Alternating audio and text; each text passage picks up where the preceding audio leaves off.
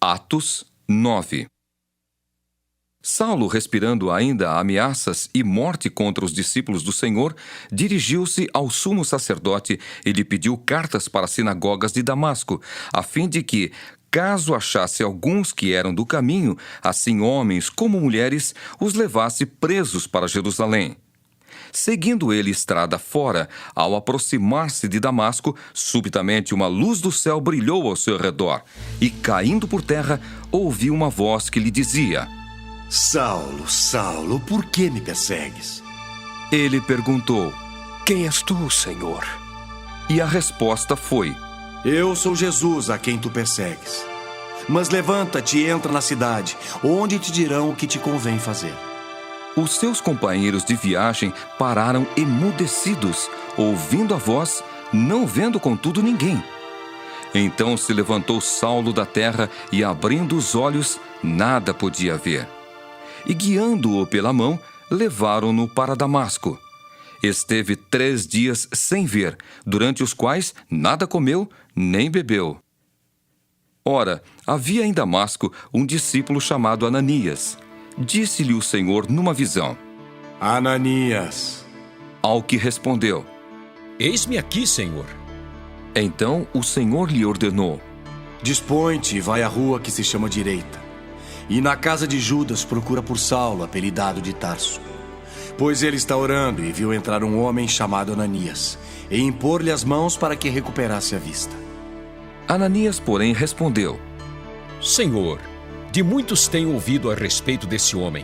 Quantos males tem feito aos teus santos em Jerusalém, e para aqui trouxe a autorização dos principais sacerdotes para prender a todos os que invocam o teu nome.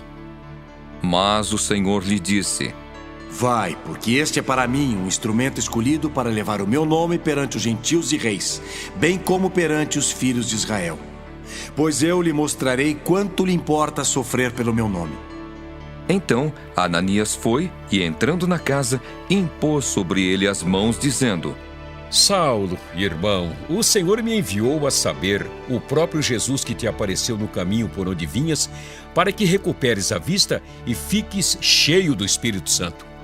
Imediatamente lhe caíram dos olhos como que umas escamas, e tornou a ver.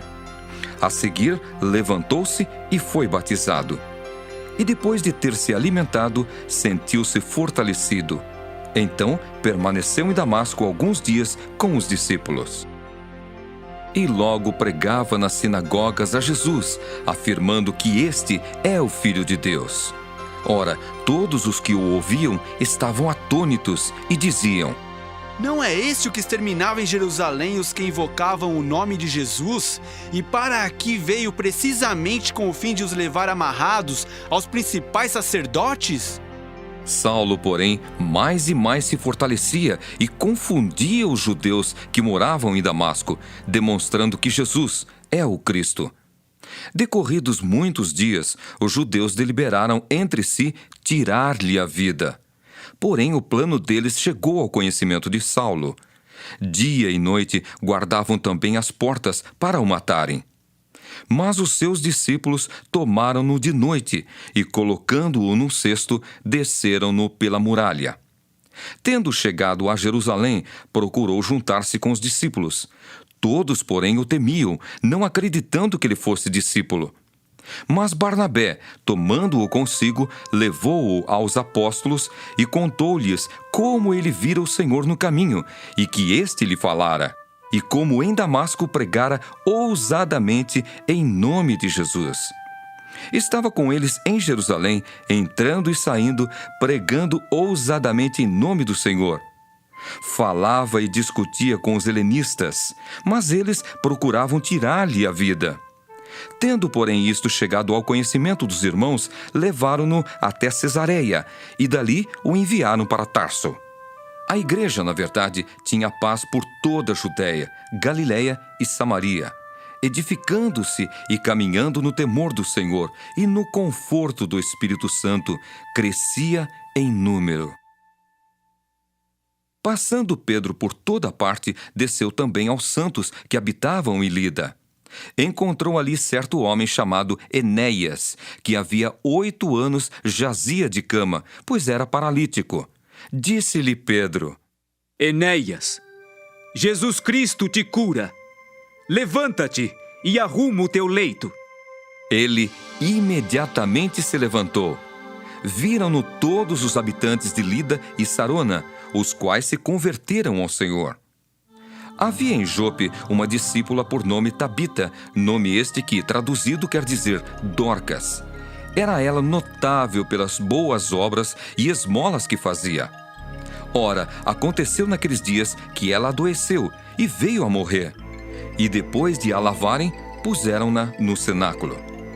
Como Lida era perto de Jope, ouvindo os discípulos que Pedro estava ali, enviaram-lhe 2 homens que lhe pedissem: não demores em vir ter conosco. Pedro atendeu e foi com eles.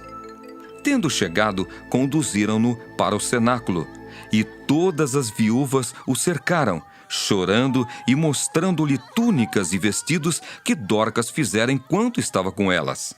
Mas Pedro, tendo feito sair a todos, pondo-se de joelhos, orou, e voltando-se para o corpo, disse: Tabita, levanta-te. Ela abriu os olhos e, vendo a Pedro, sentou-se. Ele, dando-lhe a mão, levantou-a e, chamando os santos, especialmente as viúvas, apresentou-a viva. Isto se tornou conhecido por toda Jope, e muitos creram no Senhor. Pedro ficou em Jope muitos dias, em casa de um curtidor chamado Simão.